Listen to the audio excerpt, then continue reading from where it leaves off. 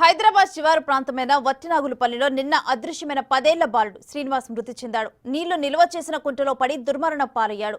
నిన్న మధ్యాహ్నం ఆడుకోవటానికి ఇంటి నుంచి వెళ్లిన శ్రీనివాస్ సాయంత్రమైనా ఇంటికి రాలేదు. దీంతో చుట్టుపక్కల వెతికిన తల్లిదండ్రులు శ్రీనివాస్ కనిపించకపోవడంతో గచ్చిబౌలి పోలీస్ స్టేషన్లో ఫిర్యాదు చేశారు. బాలుడి ఆచూకీ కోసం గాలించిన పోలీసులు నీటి కుంటలో శ్రీనివాస్ మృతదేహాన్ని గుర్తించారు. బాలుడి కుటుంబంలో విషాద ఛాయలు అలుముకున్నాయి.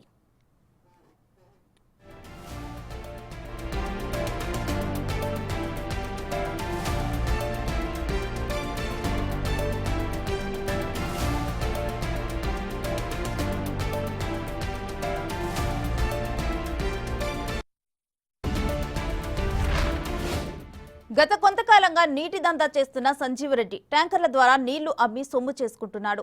గత నెలలో సంజీవరెడ్డి నీటి కుంటలను రెవెన్యూ అధికారులు కూల్చేసినా మళ్లీ అక్రమంగా గుంటలు తవ్వించాడు. నిర్లక్ష్యంగా వ్యవహరించిన సంజీవరెడ్డి నీటి కుంటల విషయంలో ఎలాంటి జాగ్రత్తలు పాటించలేదు. ఆ నిర్లక్ష్యంతోనే ప్రమాదం జరిగి శ్రీనివాస్ మృతి కారణమైందని ఆరోపిస్తూ తల్లిదండ్రులు సంజీవరెడ్డిపై కేసు నమోదు చేశారు.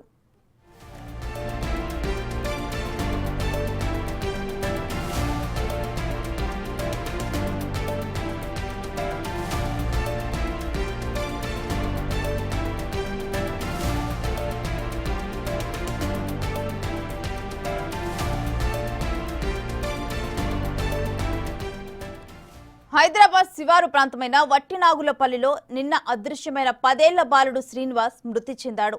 నీళ్లు నిలువ చేసిన కుంటలో పడి దుర్మరణం పాలయ్యాడు. నిన్న మధ్యాహ్నం ఆడుకోవటానికి ఇంటి నుంచి వెళ్లిన శ్రీనివాస్ సాయంత్రమైనా ఇంటికి రాలేదు.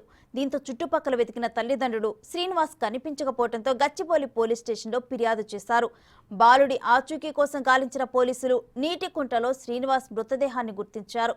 బాలుడి కుటుంబంలో విషాద ఛాయలు అలుముకున్నాయి.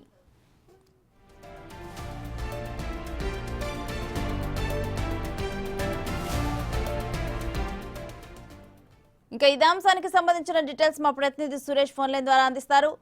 సురేష్, నీటి కుంటలో బాలుడు మృతదేహం లభ్యం అవటం మీద డీటెయిల్స్ ఏంటి?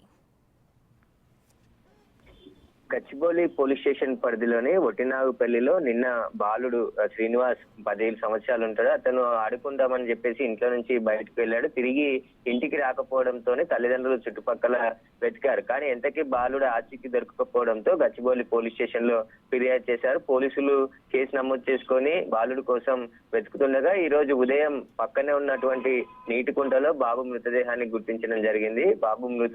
బాబు ప్రమాదశాత్తు ఆ నీటి కుంటలో పడి చనిపోయినట్టు పోలీసులు కేసు నమోదు చేసి దర్యాప్తు చేస్తున్నారు. అయితే ఆ నీటి ట్యాంకర్లు నడిపే వ్యక్తి ఆ నీటి గుంటలను తీసి నిర్లక్ష్యం వహించడంతోనే బాబు చనిపోయాడని చెప్పేసి కూడా బాబు కుటుంబ సభ్యులు ఆవేదన వ్యక్తం చేస్తున్నారు. బ్రతుకుదెరువు కోసం హైదరాబాద్ వచ్చి కూలి పని చేసుకుంటున్నాము.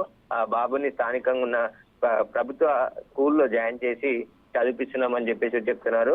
ఆ బాబు చనిపోవడానికి కారణమైనటువంటి వ్యక్తిపై కేసు నమోదు చేసి అతనిపై కఠిన చర్యలు తీసుకోవాలని చెప్పేసి కూడా ఆ కుటుంబ సభ్యులు డిమాండ్ చేస్తున్నారు. బాబు మృతికి నిర్లక్ష్యం అయినటువంటి వాటర్ ట్యాంక్ గుంతలు తీసిన సంజీవ్ రెడ్డికి సంబంధించి కూడా కేసు నమోదు చేసి పోలీసులు దర్యాప్తు చేస్తున్నారు.